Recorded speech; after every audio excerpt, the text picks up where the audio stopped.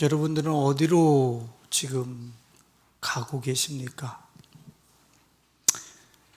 어떤 건축 자재와 또 어떤 인생을 여러분들의 삶 속에 세팅해 놓고 그 안에서 안전을 도모하고 살아가려고 지금 분주히 머리를 굴리시기도 하시고 작전을 짜기도 하시고 또 걸어가기도 하시고 그렇게 여러분들의 생명을 쏟아붓고 있습니까? 어제 한 학생이 대표 기도를 하다가 뭐라고 기도를 했냐면 자신이 만들어 놓은 세계 속에 갇혀 살다가 멸망하지 않는 우리가 되게 해주세요. 그런 의미의 기도를 했어요. 저는 이렇게 듣고 있다가 갑작스레 벼락을 맞은 듯이 놀래버렸어요. 자신이 만들어 놓은 가치, 자기가 규정한 가치 체계로 만들어 놓은 그 세계 안에서 거기서 안전을 도모하고 살다가 멸망하지 않게 해주세요. 그러는 거예요. 학생으로서 참 수준이 높다. 왜 그러냐면 우리 자신들을 가만히 들여다보면 자기가 가치 있다라고 규정해 놓은 그런 자원들을 세팅해 놓고 그 안에 들어가서 나는 안전할 거야. 나는 안전할 거야. 이러면서 살아가는 존재가 우리들이기 때문에 그래요. 이거는 그 학생뿐이 아니라 우리 모든 사람은 마찬가지예요. 자기가 이 세상에서 최고 가치 있다라고 하는 것들로 자기의 세계를 규정을 해놓고 그런 것들을 세팅하려고 그러고 그런 것들을 모으려고 그러고 그런 것들을 세우려고 그러고 그리고 그 안으로 쏙 들어가서 그곳에서 내가 안전을 도모하면서 살려고 하는 것이 우리들의 보편적인 사람들의 모든 삶이 다 그렇습니다. 그런데 주중에 한 뇌과학자가 이런 도전을 하더라고요. 여러분들이 지금 살고 있는 세계가 다른 사람들이 만들어 놓은 세계면은 어떡하죠? 이런 도전을 하는 거예요. 지금 여러분들이 살고 있는 세계가 다른 사람들이 만들어 놓은 세계 안에서 살아가는 것이면은 자기 인생이 아니잖아. 이미. 만일에 그러면 어떠죠? 다른 사람들이 규정해 놓고 만들어 놓은 세계 안에서 내가 살아가면 그 결과는 무엇이냔 말이에요.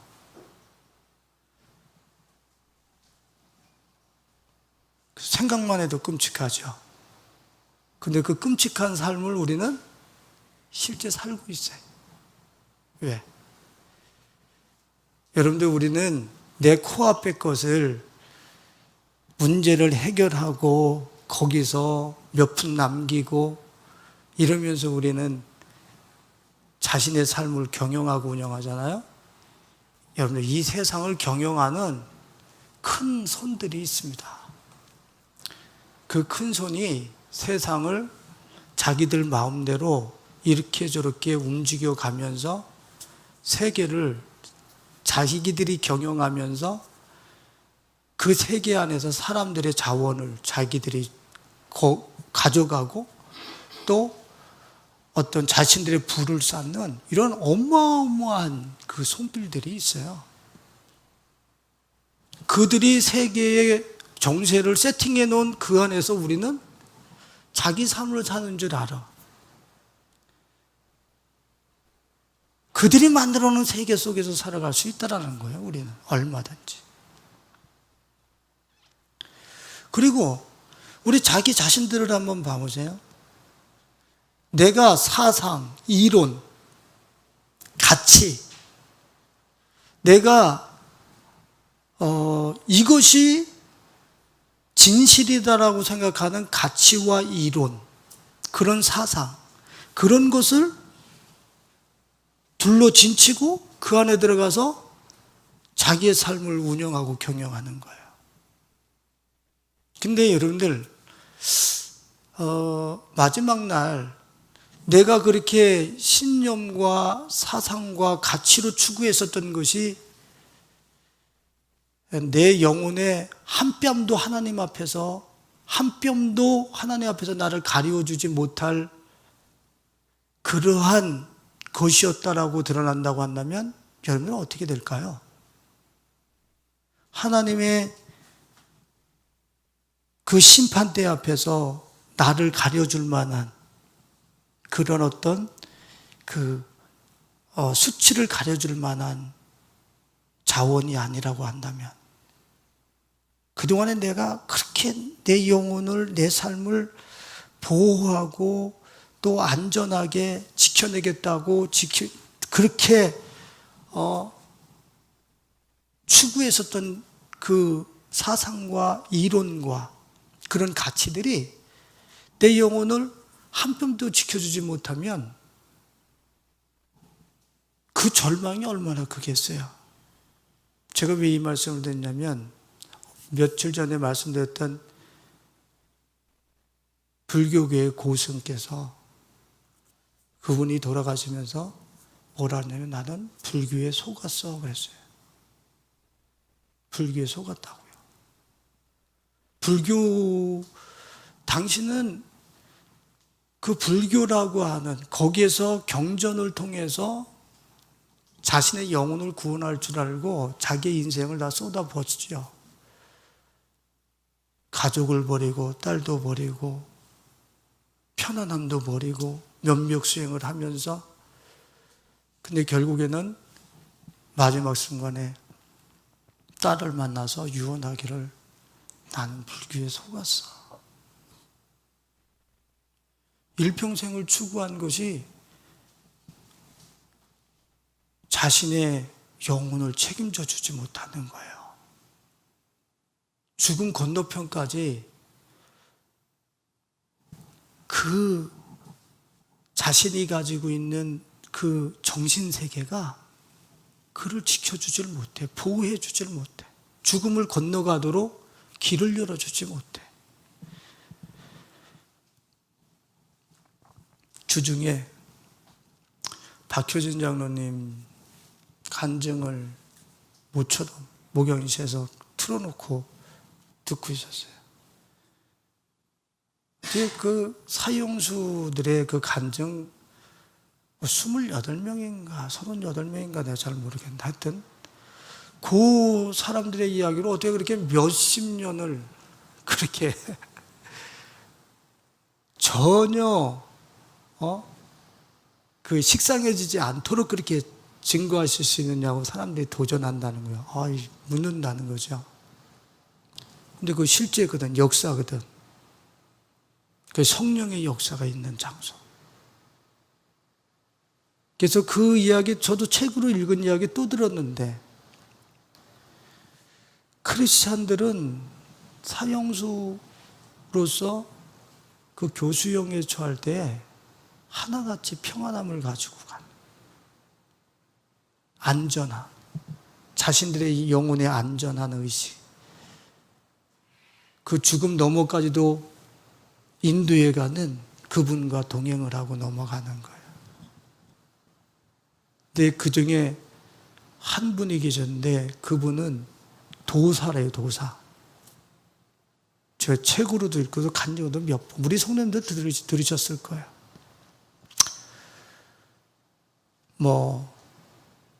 하여튼 두루 섭렵하여서 그렇게 인격자라는 거지. 그러니까 그 교도소 내에서 최고 인정을 받는 그런 권위 있는 자리에 설 정도로 그렇게 완전히 세속을 넘어간 그런 도인과 같은 사람이었다는 거예요. 근데 이분이 교수형을 당하는 그 자리로 올라오는데 계단을 못 올라와. 계단. 그래서 교도관들이 끌고 올라와요. 올라와서 자신의 어떤 배설물을 쏟아낼 수밖에 없어요. 자기를 지켜준다라고, 교도소내에서 자기를 지켜준다라고 했을 때 이념과 사상과 종교가 죽음 앞에 가니까 자기의 영혼을 한 터럭도 못 지켜주는 거예요. 한 터럭도. 그래서 죽음 너머로 인도할 수 있는 진리와 가치 체계가 아니었어. 조금 아까 말씀드렸던 불교계의 고승이 그 절망이 어땠을까요? 딸 손 붙잡고 북한산 한번 가본 적도 없이, 자전거 한번 타본 적도 없이. 그리고 그렇게 도를 이루기 위해서 자기의 80년을 다 쏟아붓는데 나 속았어. 그것이 아니었어. 이런다고 한다면, 야, 참 답답한 거죠. 답답한 게 아니라 그런 절망이 있을 수 있습니까? 그런 절망이 있을 수 있어요. 오늘 저는 우리 성도님들에게 도전하고 싶어요. 여러분들이 지금 집을 짓고, 여러분들이 지금 가치로 지금 나를 둘러싸 놓고 그 안에 들어가서 이곳이 안전지대야. 내 영혼은 이곳에서 평안히 지켜지지 하면서 여러분들 마지막 날에 가서는 한 개도 여러분들의 영혼을 책임지지 못할, 하나님 앞에서 가리워주지 못할 그런 것들을 여러분들이 지금 속임수에 속아서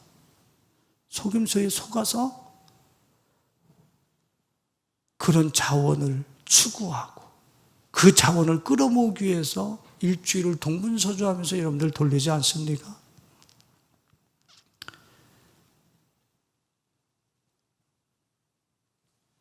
자신의 인생을 보장해 줄 수 없는 거짓된 가치들, 거짓된 자원들을 그게 실제 있냐 그것을 찾아서 자기의 인생을 허무하게 그 소중한 생명을 그냥 하수구에 쏟아버리듯이 일주일을 콸콸콸콸콸 그냥 막 쏟아버리는 거예요.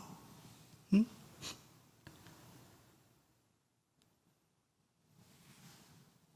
자신이 만들어 놓은 세계 속에 갇혀 살다가 멸망하지 않게 하소서, 그 기도를 가슴에 새기면서 있는데 저한테 어떤 이야기가 들어왔어요. 어떤 이야기냐? 자신들의 문제예요. 땅 한 뼘을 더 가져야 되느냐, 못 갖느냐, 관심이 땅을 한 뼘을 더 갖고 싶은데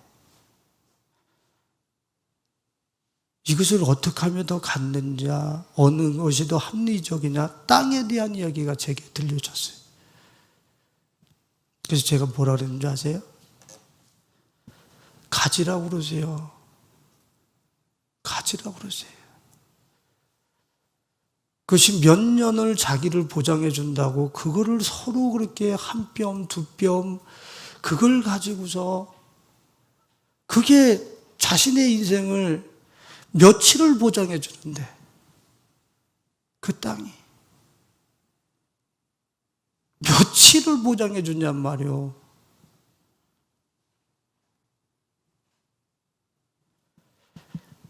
우리 성도님들도 아실 거예요. 강남에 그 젊은 선교사님이 계셔요. 그분은 아주 그 인터넷 유튜브 상으로 아주 말씀도 깊고 젊지만 존경할 사람이더라고요. 그래서 그분이 시대의 종말, 지금이 얼마나 종말이 가까웠는가, 그거에 대해서 책도 쓰고 또 그런 설교도 했어요. 그랬더니 제일 많이 들어오는 질문이 뭔지 아세요? 그 상담을 해오는 전화들이 빗발치는 거예요. 근데 그 선교사님이 어떤 상담이 제일 많이 들어오냐면, 그놈이 종말의 시대에 우리의 영혼을 어떻게 관리해야 되겠습니까?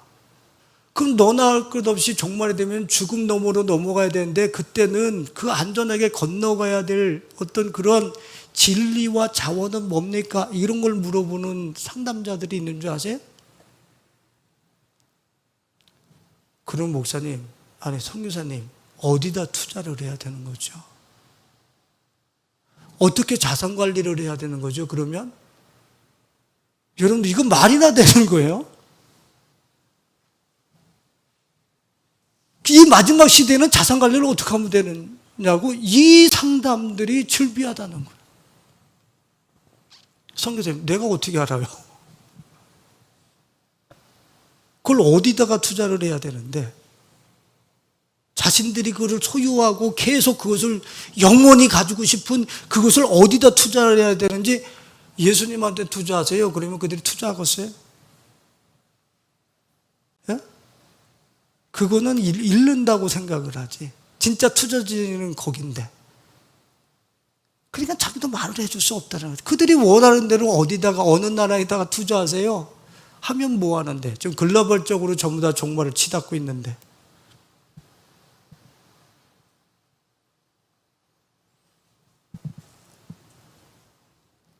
땅을 넓게 갖고 있으면 내 무덤을 그렇게 넓게 가질 수 있는 거죠. 영원히 내가 살 수 있는 거죠. 그 땅에서. 며칠을 살 수 있는 거예요, 그 안에서? 살 수는 있는 거예요. 소유라고 하는 명목만 갖고 있는 거지 진짜 내가 들어가서 사는 거예요.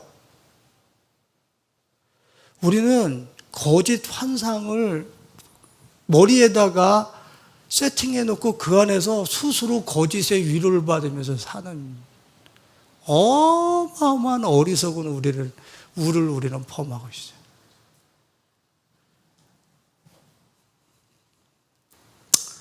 제가 그분 말씀드리면 뭐 그분을 무시하는 건 아니에요. 빌 게이츠라고 하는 분이 1분에 5분이라고 그랬어요. 1분이라고 그랬어요. 900만 원이래요. 예? 5분? 1분에 900만 원이래. 그분 버는데 1분에 900만 원이요. 그 아내가 지금 이혼을 소송하시면서 저기 뭐 거하시는 어떤 무인도 섬에서 하루 1박 하는데 1억, 하루 그 대여 비용이 1억 5천인가 얼마예요. 하루 대여 비용.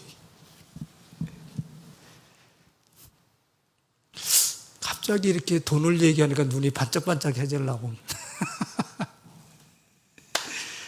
근데 여러분들 보세요. 그분이 그렇게 돈을 많이 벌고 하루에 그냥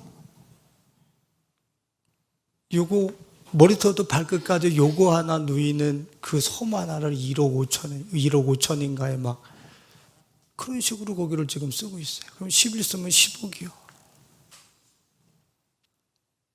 근데 그 영상을 제가 볼 때 그 영상 다음에 그분의 모습이 보였어요. 그분의 모습이. 제가 뭘 받겠어요? 육체는 다 허물어져 내리고 있는데 바깥에 있는 섬 하루에 1억씩 주면서 2억씩 주면서 이 육체는 무너져 붕괴되고 있는데, 노쇠에서 붕괴되고 있는데 하루에 2억씩 주는 그 무인도에서 그 육체, 무너져 내리는 육체를 가지고 얼마나 행복할 수 있을까? 자신 안에 있는 에너지와 정욕들은 다 쇠해지고 있는데 그 1분에 900만 원씩 벌어가지고서 그걸 펼쳐놓고 그 위에 누워서 얼마나 행복하다고 말할까? 거짓에 속는 거예요. 거짓에.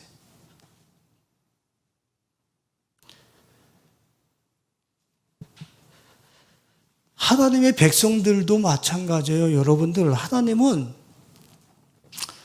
우리에게 요구하시는 관심사가 있고 우리가 만들어 놓은 환상의 세계가 아니라 그분이 지어 놓으신 실제, 환상, 오프되어지지 않는 세계, 그 세계를 지어놓으시고 그 가치를 당신의 백성들에게 찾으시고 찾으라 하고 그것을 가지라고 하시는 거예요. 근데 하나님의 백성들의 관심이 어디 있는 줄 아세요? 하나님은 영원한 세계를 지어놓으시고 그리로 들어와서 여기 와서 안식해라, 여기 와서 쉬어라, 이것을 찾아라. 그런데 하나님의 백성들의 관심은 어디 있는 줄 아세요? 여러분들 들키실 수 있기를 축원을 드립니다. 돈이 있는 사람이나 없는 사람이라 들키란 말이에요. 들키라고. 안 들키면 소망이 없어요. 제가 왜 이 말씀을 드린 줄 아세요? 하나님의 백성들의 관심이 이사야서 5장 7절로 9절에 보면 무릇 만군의 여호와의 포도원은 이스라엘의 족속이요 그가 기뻐하시는 나무는 유다 사람이라. 그들에게 정의를 바라셨더니 도리어 포악이요 그들에게 공의를 바라셨더니 도리어 부르짖음이었도다. 가옥에 가옥을 이으며 전토에 전토를 더하여 빈틈이 없도록 하고 이 땅 가운데서 홀로 거주하려 하는 자들은 화 있을진저. 지금 무슨 소리인지 알겠어요? 이 집에다가 집 하나를 더하고 이 땅에다 저 땅을 더해가지고 누구만 구하려고 그래? 홀로 구하려고 하는 너 화 있을진저. 하나님은 자기 백성에게 공평과 정의를 지금 바라셔. 근데 하나님의 백성들은 어떻게 하면 땅도 사나, 어떻게 하면 집도 사나, 거기서 내가 지금 이 머리털부터 발끝까지 요 조그만 채고 몇 날이나 가지고 거기서 살다가 가는데 관심이 왜 거기 있어요? 그 영원한 거면은 그렇게 하세요. 근데 내 육체는 무너져 내리고 붕괴되고 있는데 그걸 가지고 그렇게 추구하고 그렇게 사모하는 것들을 내 가옥에 가옥을 더하고 전토에 전토를 더해서 그 안에서 요 조그만 채구 하나 몇 년 그곳에서 살다 가는데요. 자기가 만들어 놓은 환상의 세계 고쳐서 멸망해가는 하나님의 백성들. 주님이 질타하시는 거예요. 고작 너희들 땅 투기하라고, 집 잘 사라고 내가 아들 보냈는 줄 아냐? 고작 내가 그거 하려고 내가 너희들 불렀는 줄 알아? 근데 하나님의 백성들은 다 관심이 그쪽에 가 있어요. 참 안타까운 일이죠. 참 무시무시한 비진리가 성도들 사이에 지금 편만해 있어요. 그래서 하나님의 말씀을 들으면서도 선지자들이 이사야 선지자를 통해서 때리지 않았습니까? 책망했단 말이죠. 화 있을진저. 집에 집을 더하고 전투에 전투를 더하려고 하는 너희들은 화 있을진저 라고 주님께서 책망하셨단 말이에요. 그랬더니 이들이 딱 듣고서 어떻게 했어요? 에? 엄마, 선지자가 하나님의 음성을 들려주시는데 이걸 어떡하나, 어떻게 회개를 해야 되나? 그래서 이 정리를 주님 앞에서 어떻게 바르게 해야 되는가? 그들이 나왔죠. 여러분들, 선지자를 톱으로 켜 죽였어요. 듣기 싫다고. 이사야 선지자가 관료들과 부자들을 책망을 했더니 너희들 그렇게 살면, 하나님의 백성으로 그렇게 살면 너희들 멸망해. 그랬더니 듣기 싫어. 톱으로 켜 죽여버렸어요. 예? 그렇게 해놓고 어떻게 됐어요? 우리가 옳지라고 자기들이 주장을 했지만 바벨론이 내려와서 진짜 그 땅에서 죽지 못했어요. 싹 끌려갔다고요. 그 땅에서 자기들이 전투에 전투를, 집에 집을 더했던 그곳에서 포로로 끌려가서 저기 타국 땅에서 죽었어요. 선지자 이사야 선지자의 말이 맞았던 거예요.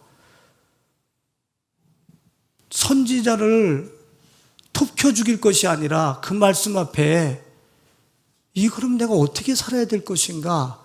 이것을 되물으면서 주님이 그러면 오라고 하는 곳이 어딘가? 내 환상의 세계가 아니라 나의 망상의 세계가 아니라 진리가 우리에게 이야기하고 있는 그 세계는 어디인가? 우린 그 세계를 찾아 나와야 될 거 아니에요.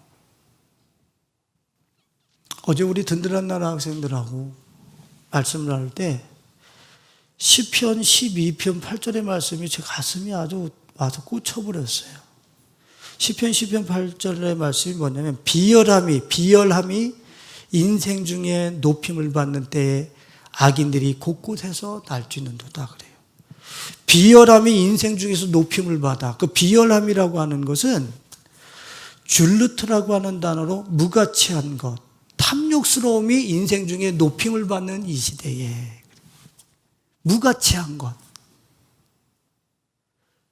환상, 망상, 보통만큼은 오프되어 버리는, 내가 그렇게 가치 있다라고 하는 것이 내 코를 딱 막아버리는 순간에 오프되어 버리는 그런 무가치한 것이 인생 중에 높여지는 이 시대에 좀 그렇잖아요. 돈 때문에 사람 죽여, 돈 때문에 다 갈라서 등 돌려. 사람보다 돈이 더 중요한 거예요. 그 아버지와 아들 관계도 돈이 끼어들면은 갈라서 버려. 아버지와 아들의 관계가 돈으로 베어낼 수 있는 관계예요? 혈육의 관계가 돈으로 베어낼 수 있는 관계예요? 예수 그리스도의 관계가 돈으로 베어낼 수 있는 관계예요? 우리는 돈만 관계가 되어지면 얼마든지 등을 돌려. 무가치한 것이 높임을 받는 이 시대에, 탐욕스러움이 높임을 받는 이 시대에, 그 시대 속에서 함께 멸망해 가고 있는 거예요. 누가? 하나님의 백성들이. 똑같이 무가치함과 탐욕스러움, 개걸스러움으로 똑같이 살아가고. 너무 안타까운 현실이죠. 오늘 우리 사람들은 우리 자신들의 내면에 가난하지만, 없지만 나도 썩어질 것, 불타버릴 것, 내 영혼을 한 뼘도 책임져 주지 못할 것을 그렇게 속으로 은근히 구하면서 살고 있지는 않았는가? 축복이 그거라고 생각하고 있지는 않았는가? 불타버릴 것, 썩어질 것, 잠깐 오면 내가 추구했던 곳에서부터 내가 흔적도 없이 사라지고 그것만 남을 텐데, 그 가치 없는 것, 무가치한 것을 향한 내 속의 내면의 그 방향성이 있지는 않았었는지 들켜지고 이사야 선지자를 톱으로 켜 죽이는 게 아니라 그 말씀 앞에 무릎을 꿇고 베드로 앞에 나온 3,000명의 회개자들처럼, 그러면 우리가 어떻게 하면 구원을 받을 수 있느냐? 주님의 음성에 귀를 기울이고 회개할 수 있는 우리 가족들이 되실 수 있기를 예수님의 이름으로 축원을 드립니다. 그래서 오늘 본문 말씀에 주님이 얘들아, 너희들이 만들어 놓은 세계가 아니라 내가 부르는 콜링의 장소가 있어. 그 장소가 어디냐? 하나님이여 주의 인자심이 어찌 그리 보배로우신지요. 사람들이 주의 날개 그늘 아래 피하리이다. 주의 날개 아래 피하리이다. 이 세상에 108가지의 번뇌가 융단 폭격을 하고 있어요. 하루에 6만 가지 생각이 우리를 융단 폭격을 하고 있어. 그런데 오늘 시인이 뭐라 하냐면 주여 주의 날개 그늘 아래 우리가 피하나이다. 오늘 108가지의 그 불교에서 규정해 놓은 본뇌가 폭격할 수 없는 그런 방공. 5, 6만 가지가 융단 폭격을 해도 한 가지도 그 사람들을 꿰뚫을 수 없는 날개 그늘 아래. 주의 날개 그늘 아래. 그리로 주님은 우리를 지금 부르시고 계신 거예요. 결단하셔야 돼요. 그리로 가셔야 돼요. 여러분들은 복 있는 분들이에요. 왜? 땅 몇 평 얻었다 그래서 축복입니다. 이렇게 말하지 않는 주의 종 만난 것을 감사하시라. 좋은 대학교 간 거, 좋은 직장 간 거, 축복이네. 이렇게 말하지 않는 주의 종 만난 것을 감사하시라고요. 주의 날개 그늘 아래로 피하라고 여러분들에게 실제 삶을 통해서 보여주면서 그리로 가고 있는 주의 종과 여러분들과 함께 한 것에 대해서 우리는 하나님 앞에 감사하셔야 돼요. 왜? 유일하게 지금 이 종말의 시대 속에서 너희들의 영혼까지도 보장해주면서 죽음 너머까지도 너희들을 인도해 갈 수 있는 주의 날개 그늘 아래로 콜링하면서 주님이 부르시잖아. 그 메시지가 지금 우리 교회에서 지금 핵심 가치로 증거되어지고 있고 나누어지고 있는 거예요. 이 음성 앞에 여러분들은 응답하셔야 돼요.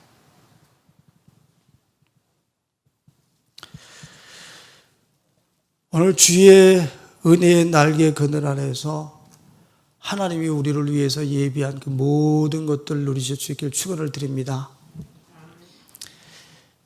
예, 주의 날개 그늘 아래로 가자.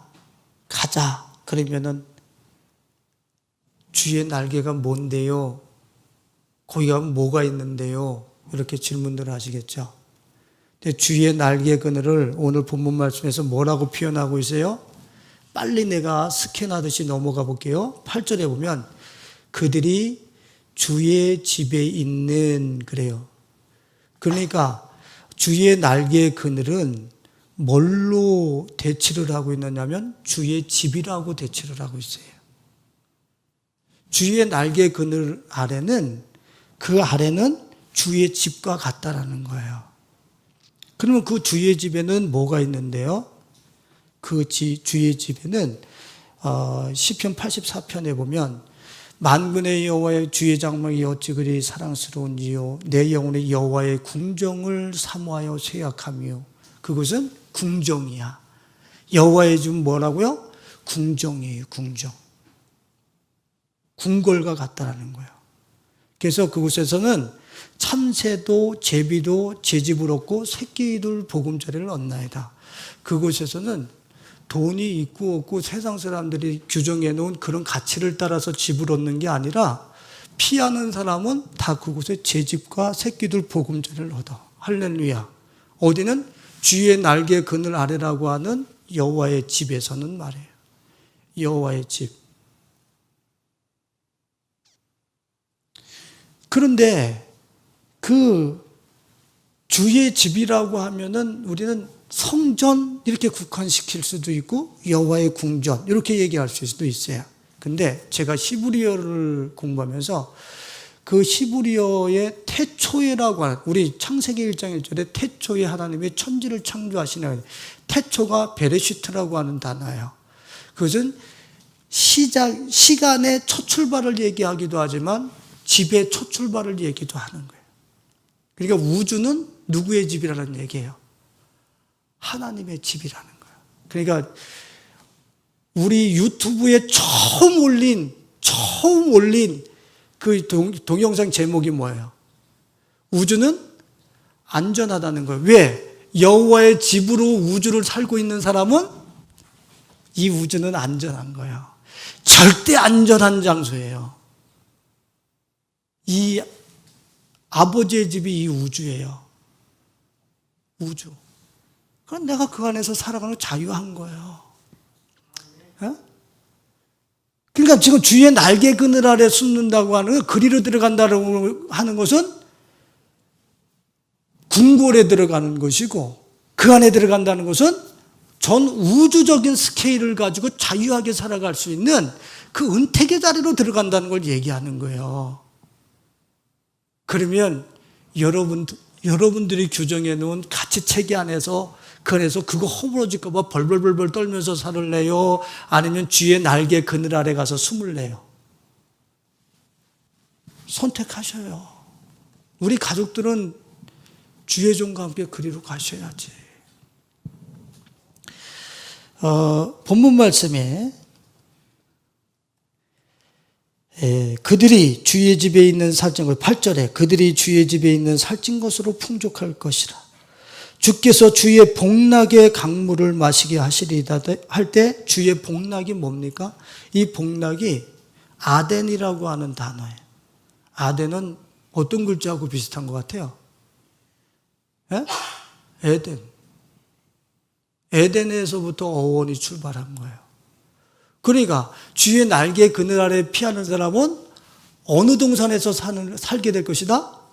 에덴 동산에서 살게 될 것이다. 에덴 동산이 어떤 것인데? 기쁨의 동산. 기쁨의 동산. 살찐 것으로 풍족할 것이다. 에덴 동산에 사람을 위해서 풍성함이 준비되어 있잖아. 응? 그러니까 주의 날개 그늘 아래로 피한다고 하는 것은, 이거는 우리가 그렇게 구하고 찾고 스스로가 세팅하려고 하는 것이 미리 세팅되어져 있는 그 장소야. 그러니까 우리는 주의 날개 그늘 아래로 가야 돼. 할렐루야. 오늘 주의 날개 그늘 아래로 오늘 기어서라도 막 뛰어가다가 자빠지면 다시 일어나서라도 어떻게 해서든지 주의 날개 그늘 아래로 갈 수 있는 우리 가족들이 될 수 있길 축원드립니다. 할렐루야. 그리로 가면 돼. 그리로 가면 돼. 제발 벌어서 간다고 얘기하지 말라니까요. 거기는 참새도 제비도 미약한 그 제비도 그리로만 들어가면 자기 부금자리가 있어. 자기 집이 있고. 그러니까 뭘 벌어서 갈 생각하지 말라니까. 그냥 그리로만 들어가. 주의 날개 그늘 아래로. 할렐루야.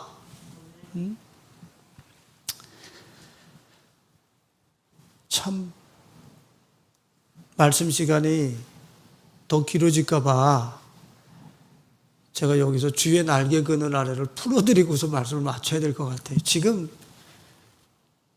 제가 준비한 말씀이요 3분의 1도 안 했어요. 실제적으로. 근데 지금 시간이 다 해서 본론도 안 들어가서 주의 날개 그늘 아래에 들어가라 해놓고 거기에는 이런 게 있습니다. 조금 맛배기만 보여드렸어요. 그러면 주의 날개가 어딘데요? 내가 어딘지를 알아야지 들어갈 거 아니야. 이제 그걸 가르쳐 드리려는데 설교 시간이 벌써 다 해버렸어. 근데 어쩔 수 없어요. 오후 시간에 내가 설교를 안 하기 때문에 이 오전 시간을 좀 길게 갈 수밖에 없어. 할렐루야. 오후 예배 시간에 우리 이은주 목사님이 이제 목사 안수를 받았기 때문에 오후에 이제 설교가 있어요. 그래서 내가 그 시간에 안 서니까 그 시간을 땡겨서 지금 이제 예배 시간에 이제 같이 사용을 해야 돼. 할렐루야! 이거 아멘이 없어. 아니, 잘 들으시라고. 이 주의 날개 그늘 아래 이 비밀만 알면은 우리는 너무 행복한 거야. 이제 다 얻은 거야, 다 얻은 거. 자, 성경에서 나 주의 날개 그늘 아래라고 상징적으로 우리한테 보여주고 있는, 우리가 눈으로 확인할 수 있는 그런 장소가 있어요.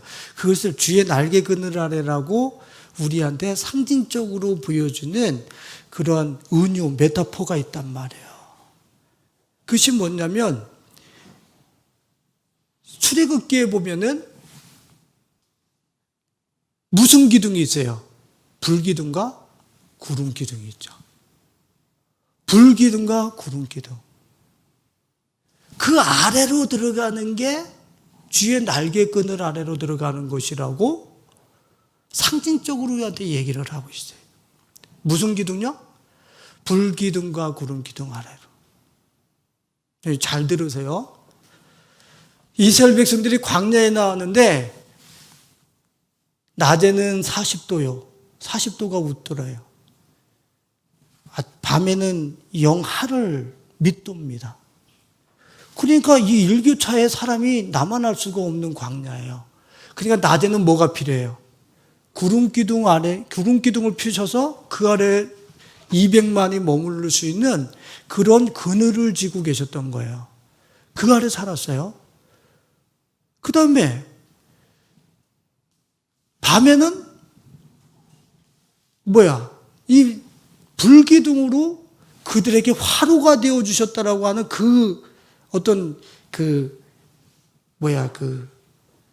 이야기는 없지만 하여튼 불기둥이잖아요, 불기둥.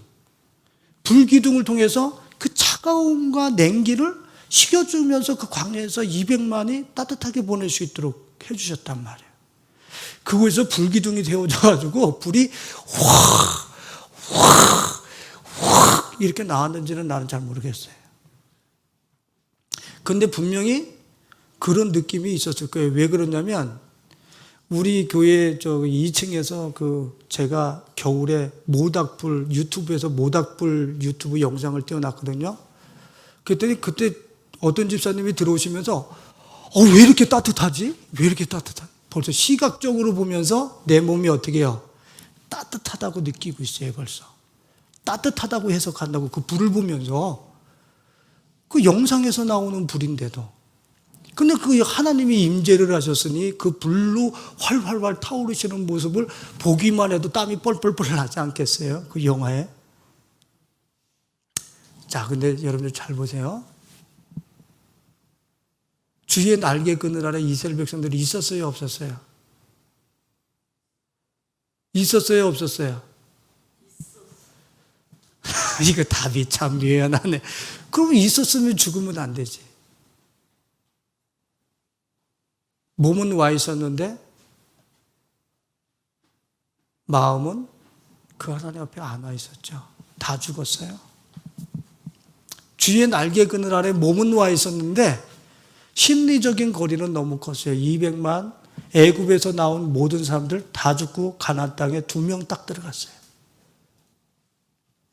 몸은 불기둥과 구름기둥 하나님의 날개 그늘 아래 와 있는 것 같은데 심리적인 거리는 너무 멀어. 하나님과 멀어. 나는 세속적 가치와 환상의 세계를 내가 규정해두고 그 안에서 살아가고 있는 실제는 몸은 불기둥과 구름기둥 아래 와 있다라고 그러는데 못 들어갑니다.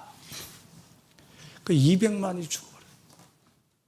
아무도 못 들어가요. 여러분들 기억하셔요. 불기둥과 구름기둥으로 주님은 분명히 오늘도 성령으로 우리에게 임재해 계셔요. 여러분들 모든 삶의 현장에 그 성령의 임재 아래 거하고 있습니까? 진짜로? 컴퓨터 앞에서 성령의 임재가 있습니까? 내가 돈 버는 장소에서 직장에 성령의 임재가 있습니까? 내가 일가 친척들과 살아가는데 성령의 임재 아래서 살아가고 있습니까? 모양은 성령의 임재 아래서 살아가는 것 같은데 삶은 전혀 그 임재가 아니에요. 생짜예요. 사람들이 규정해 놓은 가치체계를 가지고서 나를 운영하고 있고 그 세계 속에서 살아간다고. 주의 날개 그늘 아래 피한 게 아니에요. 그래서 광야 이스라엘 백성들은 불기둥과 구름기둥의 날개 그늘 아래서 다 죽어버려요. 마음을 돌이킨 적이 없어요. 그분께로 진짜 가지고 온 적이 없다고. 저는 우리 성도님들이 이럴까 봐 두려운 거예요. 주의 종과 함께 하면서 몸은 교회에 와 있는데 실제 생활은 주님의 날개 그늘 아래 와 있지 않을 경우에는 제가 말을 하고 싶지가 않아요. 너무 아파서. 그건 돌이킬 수 없는 일이 일어나는 거예요.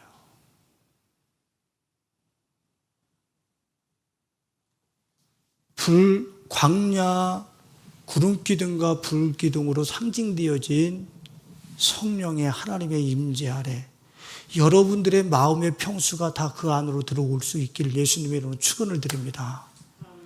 여러분들의 마음의 평수가 한 뼘도 바깥에 나가 있지 않고 그 임재 아래로 들어오시라고. 그 임재 아래로.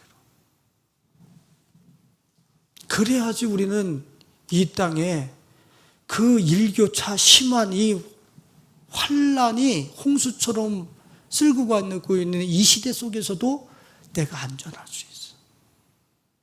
밤낮으로 나는 지킴을 받고 보호함을 받을 수 있다는 거예요. 그리고 그 안에서 우리가 지금 시편 36편에서 이야기한 것처럼 주의 살찐 것으로 우리가 감동하고 감격하면서 풍성하게 살 수 있는 거죠. 자, 우리는 여기서 도전 한 가지 분명히 받고 지나갑니다. 광야 이스라엘 백성들의 육체는 불기둥과 구름기둥 아래 와 있었어요. 근데 마음은 와 있지 않았어요. 이게 우리 자신은 아닌가는 틀림없이 돌아보셔야 돼요. 자, 여호와의 날개 그늘 아래로 이야기되어지고 있는 상징되어지는 그 자리는 어디냐? 그 자리는 좀 비약해서 신약 버전으로 넘어가면 예수 그리스도의 발 아래예요. 어디요? 예수 그리스도 어디 아래? 발 아래라고 그래요. 발 아래. 제가 발을 왜 강조하는지 아세요? 예수 그리스도 믿습니다. 믿는다는 게 뭔데요? 그분의 발 아래 내 전인격과 내 삶을 무릎 꿇리겠습니다라고 하는 걸 믿는다고 그러는 거예요. 그분의 발 아래. 그분의 제일 아래. 그 아래다가 나를 무릎 꿇리고 그 발에다가 입 맞추고 그곳에다 나의 향유를 붓고 내 인생을 무릎 꿇리는 걸 믿었다고 그러는 거야. 그래서 예수 그리스도의 발 아래 무릎을 꿇린 그 인생은 여호와의 날개 그늘 아래 숨은 사람이 되는 거예요. 그 사람은 알아. 내 전인생이 숨겨졌다는 거라. 내 전인생이 하나님의 날개 그늘 아래서 보험을 받고 복락을 누리게 된다고 하는 사실을 스스로가 알아요. 자, 봐보세요. 조금 아까 이사야 선지자가 하나님의 백성들에게 정의를 구하고 공의를 구하는데 이들이 듣기 싫다라고 톱으로 켜 죽였다 그랬어요. 그죠? 자, 이사야서 5장 7절에 무릇 만군의 여호와의 포도원은 이스라엘의 족속이요 그가 기뻐하시는 나무는 유다 사람이라. 그들에게 정의를 바라셨더니 정의를 바라셨다. 그랬더니 도리어 포악이요. 그들에게 공의를 바라셨더니 도리어 부르짖음이었더라. 부르짖음. 자기의 욕망을 얻어내려고 하는, 성취시키려고 하는 그런 기도만 땅에서 올라왔다는 얘기죠. 자, 주님이 당신의 백성들에게 뭐를 원하셨어요? 정의를 원하고 공의를 원하셨어요. 여러분들의 정의와 공의는 대체 무엇입니까? 여러분들의 정의와 공의는 누구예요? 여러분들 정의와 공의롭게 여러분들 살 수 있어요? 한 사람이나? 저는 이 얘기 들을 때마다 난 구원 못 받은 것 때문에 아주 절망했었던 사람이야. 난 정의롭지 못하거든. 난 공평한 의의를 갖고 있지 않거든. 절망했어요. 근데 나의 공평과 정의는 예수 그리스도예요. 할렐루야. 우리들의 공평과 정의는 예수 그리스도라고요. 내가 그분을 소유하고 그분을 갈망하고 그분을 얻기를 원할 때마다 그분의 공평과 정의가 내게 수혈되게 돼 있어요. 내 것이 되게 돼 있단 말이에요. 그러니까 예수 그리스도를 추구하는 사람은, 예수 그리스도를 갈망하고 그 정의와 공의를 갈망하는 사람은 이 세상 가치를 배설물로 여겨요. 왜? 하나님이 바라시는 건 그것만 바라고 있으니까. 하나님이 바라시는 열매는 공의와 정의, 예수만 바라고 있거든요. 너가 예수를 열매 맺고 있니 지금? 너가 예수로 세포가 새로워지고 있니? 오직 이것만 보고 계신데. 그 열매를 드리려고 결론 난 사람은 오직 예수 그리스도만 보이기 때문에 나머지는 사도 바울처럼 뭘로 보여요? 배설물로 보이게 돼 있단 말이에요. 지금 내가 이 세상에 아직도 메리트가 있고 가치가 있고 내 영혼을 누일 만한 푸른 초장과 쉴 만한 물가에 그런 영역과 땅과 가옥이 있다라고 그것을 신뢰하고 있다는 얘기는 무슨 소리예요? 예수 안 사랑한다는 얘기예요. 예수를 모른다는 얘기예요. 예수를 아는데 예수 외에 다른 것을 더 가치 있게 여긴다? 그런 거 성경에서 얘기하고 있지 않아요.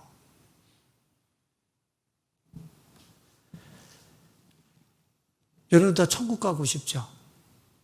천국 가기 위해서 예수 믿죠? 천국은 여러분들 성경에서 보면 말이에요. 천국은 예수의 일부분이에요. 예수가 천국을 포함하고 있는 게 그 크신 분이 예수예요. 예수가 그분을 믿어서 천국을 가는 게 아니라 예수의 일부분이 천국이라고요. 그러니까 내가 예수를 얻으면 천국은 따놓은 당상이라는 얘기예요.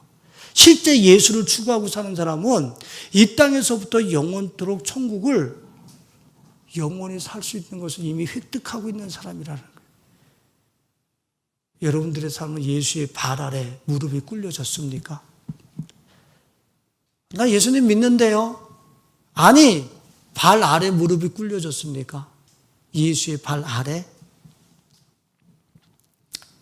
자기 딸이 죽어갈 때 야이로라고 하는 회당장이 마가복음 5장 22절에 예수 앞에 나와서 예수를 보고 발 아래 엎드리요 그래요. 발 아래 엎드리요. 누가복음 17장에 보면은 주님이 사마리아와 갈릴리 사이를 지나서 예루살렘으로 오르실 때에 그곳에 나병 환자 10명이 나와서 우리를 치료해달라고 간절히 구합니다. 그때 주님이 멀리 지나가시면서 그들에게 말씀하셨어요. 그들이 너무 불쌍히 여겨달라고 외치니까 제사장들에게 너희 몸을 보이라. 가서 제사장들에게 너희 몸을 보이라 그랬어요. 그때 그들이 가다가 깨끗함을 받았다. 그런데 재미난 것은 그 10사람 중에 그 중에 한 사람이 자기가 낳은 것을 보고 큰 소리로 하나님께 영광을 돌리며 돌아와 예수의 발 아래에 엎드리요. 치료받았어요. 축복받았어요. 뭔가를 받았어요. 근데 그걸 가지고 다른 데 가는 게 아니라 누구한테? 예수께 돌아와 그 발 아래 무릎을 꿇어요. 자기 치료받은 몸을 무릎을 꿇리다는 거야. 치료받은 몸을 가지고 딴 데 타는 게 아니라 예수 그리스도 아래 무릎을 꿇려. 자, 예수님이 뭐라고 그러냐면 이 이방인 외에는 하나님께 영광을 돌리러 돌아온 자가 없느냐? 이게 무슨 소리예요? 지금 10사람이 치료 안 받았는데 9사람들은 그냥 갔어. 치료 안 받아. 치료 안 받았다. 할렐루야. 이렇게 하고 갔겠죠. 감사하고 가게. 얼마나 기뻤겠어요? 근데 이 치료받은 몸을 가지고 와서 예수 앞에 무릎 꿇리는 사람을 보고 예수님이 뭐라 그랬냐면 하나님께 영광을 돌리는 사람이라고 그랬어요. 그러니까 예수 앞에 무릎을 꿇리는 그 인생만 지금 누구한테 영광을 돌리는 거예요? 하나님께 영광을 돌리는 거라고 얘기를 하고 있는 거예요. 그러면 내가 주님 앞에 축복받았어요. 뭘 받았어요. 뭘 주님이 주시는 자원들이 있었습니다. 그러면 집 생겼다. 전토에 전토를 더하여 돈 벌었다. 성공했다. 그렇게 노는 게 아니란 말이에요. 어떻게 하는 거예요? 그걸 가지고 가서 그거를 주님의 발 앞에 무릎을 꿇리고 이 선물은 아무것도 아니에요. 당신이 나의 전부입니다. 이 고백을 드리는 사람이 하나님께 영광을 돌리는 사람이고 그 사람이 진짜 주님의 날개 그늘 아래 숨은 사람이고 그 사람이 진짜 구원받은 사람이에요.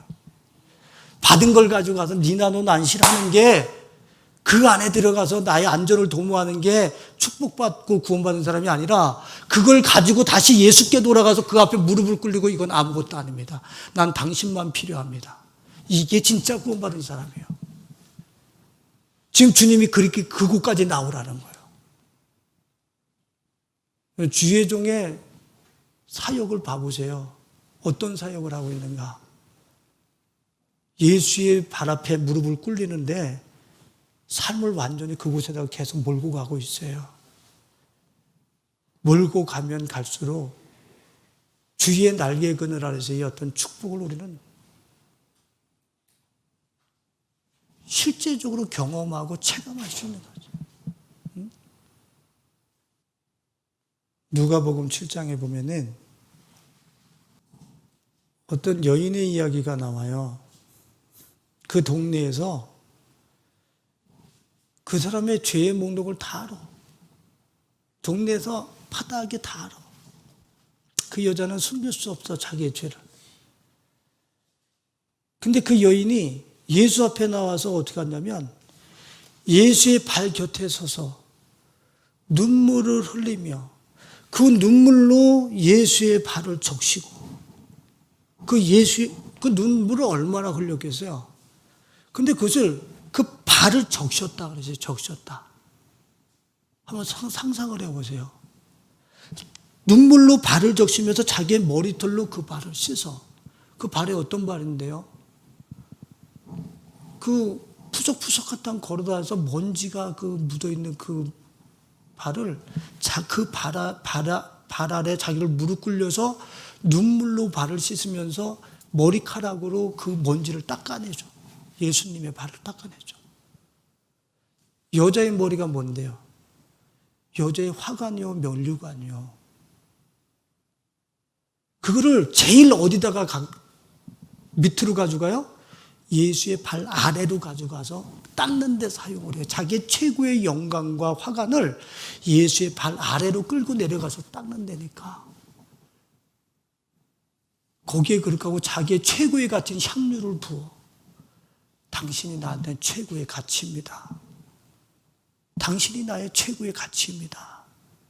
자기가 가지고 있는, 다른 복음서에 보면 300데나리온 1년을 남자들이 안 먹고 안 써야 볼 수 있는 그 돈, 그 돈의 가치에 그 죄인이 겨우 어떻게 하다 모아놓은 그 향유를 그 발에다가 아낌없이 쏟아버려. 그 발에다가 쏟아버려. 이 향유가 중요한 게 아니라 나는 예수, 당신이 필요합니다. 당신만이 나의 영원한 기업이십니다. 그 발 아래 그 머리를 가지고 그 발을 닦이고 향유를 부었을 때 주님이 뭐라고 하신 줄 아세요? 저 여인이 한 일을 복음이 나누어지는 데마다 다 함께 증거되게 하라. 기념하라. 따라 내가 구원을 받았느니라. 어디다가 무릎을 꿇렸을 때? 주의 발에 무릎을 꿇렸을 때. 나는 여러분들의 모든 지정의가 영혼육이 예수의 발 앞에 무릎 꿇려 주실 수 있기를 예수님의 이름으로 축원을 드립니다. 그게 주의 날개 그늘 아래 숨는 거예요. 주의 날개 그늘 아래 숨는 거. 주의 날개 그늘 아래로 가는 거 양탄자 안 깔려 있어요. 아우토반처럼 내가 그냥 막 질주해서 갈 수 있는 데가 아니에요. 날개 그늘 아래로 가는 거는. 거기는 가지 못하도록 막아서는 것들도 있고요. 내 발을 땡기고요. 가고 싶지 않은 욕망도 있고요. 정욕도 있고요. 그냥 이대로 대충 천국 가면 되지 하고 스톱하고 싶은 자기의 타협하려고 하는 의식도 있고요. 저 날개 그늘 아래로 가는 데 있어서 방해거리가 어마어마하게 많아요. 그곳에 누구나 쉽게 갈 수 있는 거면 다 천국에 가게. 그런데 그 주의 날개 그늘 아래로, 불기둥과 구름 기둥 아래로, 그 예수 그리스도의 그 발 아래로 가는 여정이 그렇게 녹록지 않단 말이에요. 왜요? 여러분들 이 말씀 들으면서 어떠셨어요? 맞아. 하나님을 대적하여 높아진 것들 다 예수 그리스도 아래 복종시켜야지. 말씀을 넘어가고 세속적 가치를 더 중요하게 여겼던 거 맞아. 다 예수, 다 집어던져버리고 예수 바라를 가야 돼. 여러분들 이렇게 들으셨어요? 그렇게 들으셨으면 어마어마하게 지금 성숙하신 거예요. 근데 들으면서 그럼 그것도 놔야 되겠네? 그럼 저것도 놔야 된다는 거야? 이것도 포기해야 된다는 거야? 그래서 충돌이 있었으면 여러분들은 지금 성숙한 거예요, 그나마. 충돌이 있었다고 그런다면. 충돌이 있으면서 이 말씀을 받아낸다고 그런다면 여러분들은 소망이 있어요. 근데 이 말씀에 벌떡 일어나가지고 이사야 선지자를 톱으로 쳐 죽여버리고 나는 내 마음대로 행할 버릴 거야. 이 말씀 앞에는 분명히 우리 속에 어마어마한 것들이 충돌이 일어나게 돼 있어요. 그거를 내 주님과의 날개 그늘 아래 그 간극을 하나하나 뿌리 뽑으면서 그 앞에까지 간다는 것은 결코 쉬운 문제가 아니에요. 그래서 그에 대한 해답을 사도 바울이 주잖아요. 사도 바울이 그에 대한 해답을 줘요. 고린도후서 10장을 펴보시겠습니다. 고린도후서 10장 4절로 5절 말씀. 고린도후서 10장 4절로 5절 말씀 다 같이 읽어봅니다. 시작. 우리의 싸우는 무기는 육신에 속한 것이 아니요 오직 어떤 견고한 징도 무너뜨리는 하나님의 능력이라. 모든 이론을 무너뜨리며 하나님의 아는 것을 대적하여 높아진 것을 다 무너뜨리고 모든 생각을 사로잡아 그리스도에게 복종하게 하니. 이게 사도 바울의 일평생의 사역이었고 싸움이었어요. 지금 이 얘기가 제가 쉽게 풀어드릴게요. 우리가 싸워야 되는 것은 뭐와 싸워야 되는 거냐면 그리스도보다 높아진 것들은 그리스도 아래로 다 끌어내리는 싸움을 싸워야 된다는 거예요. 그리스도 아래가 어디 아래예요? 날개 아래. 그리스도의 발 아래로 예수보다 내가 더 가치 있게 여기는 것들은 다 그분의 발 아래로 끌어내려야 된다는 거예요. 이건 실제 있어져야 되는 사건이에요. 우리 삶 속에서. 대충 가는 거 한 개도 없어요. 재물이면 재물이요. 내 생명이면 내 생명이요. 자존심이면 자존심이요. 내가 이 세상 가치를 가지고 있는 것들은 예수의 발 아래 다 무릎을 꿇리는 것이 그리스도인들의 씨름이요 싸움이라고 얘기를 하고 있는 거예요. 이거는 누구나에게 다 있는 거예요. 진짜 순례길을 가고 주의 나라를 가는 사람은 이거에 직면하셔야 돼요. 직면하셔야 돼요.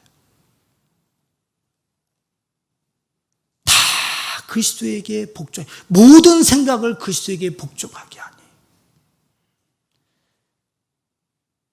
6절에 뭐라 그랬어요? 크게 읽어보세요. 고린도서 10장 6절에 뭐라 그랬어요?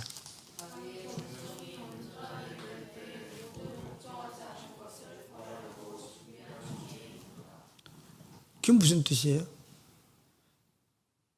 그리스도 아래, 그리스도보다 높아진 것들을 그분의 발 아래 무릎 꿇리기 시작할 때 너희들이 이 세상을 이길 수 있는 힘이 생길 거야 그러는 거야. 진짜 이 세상을 그때서야 너희들이 이길 수 있는 힘이 그때 너희들에게 주어질 거야. 세상 앞에서 맨날 고전을 면치 못하는 이유가 뭐예요? 그리스도 아래로 높아진 것들을 냅둬.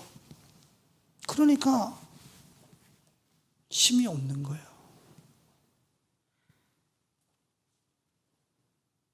오늘 주님이 우리에게 우리 가족들을 부르십니다. 어디로요? 주의 날개 그늘 아래로. 응답하실 겁니까? 아니면 여러분들 오프되어지면, 내 코에 오프되어지면 내가 그렇게 지키던 것들에서 한 개도 나를 지켜주지 못하는 곳에 계속 그 안에서 안전을 도모하다가 오프되실 것입니까? 아니면 주의 날개 그늘 아래 가서 영원한 지키심에 그 세계에서 여러분들 삶을 영해 가실 것입니까? 결단하셔야 돼요. 이것은 피해가거나 이것은 대충 타협해서 갈 곳이 아니에요. 주의 날개 그늘 아래, 그 주 예수 그리스도의 발 아래로 여러분들의 높아진 모든 생각들과 의식들과 가치들을 그 예수 그리스도의 발 아래 무릎 꿇리는 우리 가족들이 되실 수 있기를 예수님의 이름으로 축원을 드리겠습니다.